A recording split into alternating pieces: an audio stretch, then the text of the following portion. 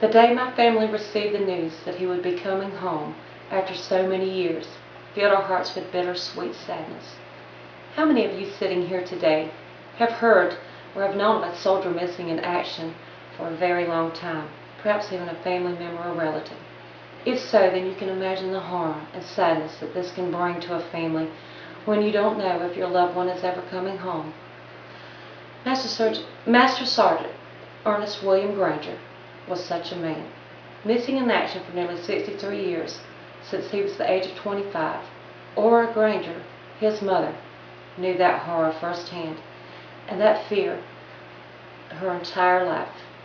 For many years, my grandmother would tell us all the wonderful stories of Uncle Ernest's bravery and dedication to his family and his country. She told us what a wonderful, fun-loving, and free-spirited man he was, and for his immense love for children. Every day she would sit out on the front porch, pondering where he may be, wondering if he'd ever come home, or had he just decided to never return again, she would say. Sadly, my grandmother never would admit that he wasn't alive, but would still cling to the hope every day that he was coming back home year after year. Sadly also, my grandmother didn't live to receive the news that her brother's remains had been found and would be returned home to rest on American soil. I somehow have to believe that she received that news before we did, long before we did.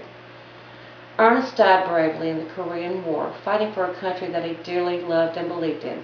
A son, a soldier, and above all, American hero.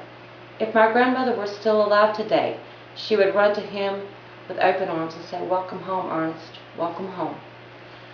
So today we honor Master Sergeant Ernest William Granger for his courage, bravery, passion for life, and for the love of his country, selfless and true, a true American hero.